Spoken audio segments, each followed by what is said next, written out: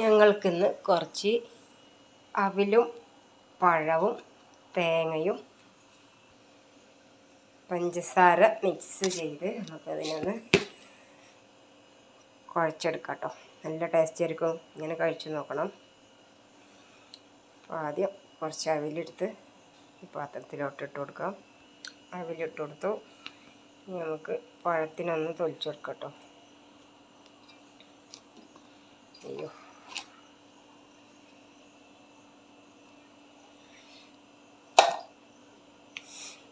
പഴത്തിനെ അതിലോട്ട് ഇട്ട് കൊടുത്തു.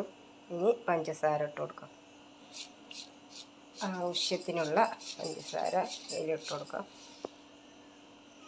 ഇതിനെ നല്ലതുപോലെ ഒന്ന് മിക്സ് ചെയ്തെടുക്കണം. ഇതുപോലെ കേട്ടോ.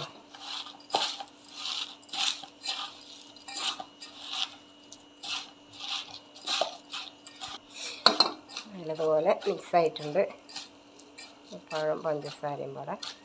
ഇനി ഇതിലേക്ക് നമുക്ക് കുറച്ച് തേങ്ങ ചിരണ്ടി വെച്ച് ഇട്ട് കൊടുക്കാം കേട്ടോ.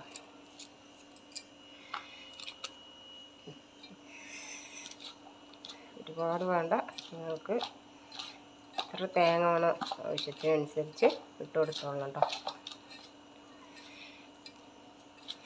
ഇനി ഇതിങ്ങനെ ഇരുന്ന് കഴിച്ച് നോക്കുക, നല്ല അടിപൊളി ടേസ്റ്റ് ആയിരിക്കും കേട്ടോ. വെറും അവിൽ കഴിക്കുമ്പോൾ ഒരു ചെരപരാന്നായിരിക്കുമല്ലോ. ഇങ്ങനെ ഉരുട്ടിയിട്ട് ഇങ്ങനെ കഴിച്ചാൽ അടിപൊളിയായിരിക്കും കേട്ടോ. നമ്മുടെ അവിലും പഴവും തേങ്ങയും കുഴച്ചെടുത്ത് റെഡി ആയിട്ടുണ്ട്. അപ്പോൾ ഇഷ്ടമായ ലൈക്ക് ചെയ്യുക, സപ്പോർട്ട് ചെയ്യുക. Okay, bye.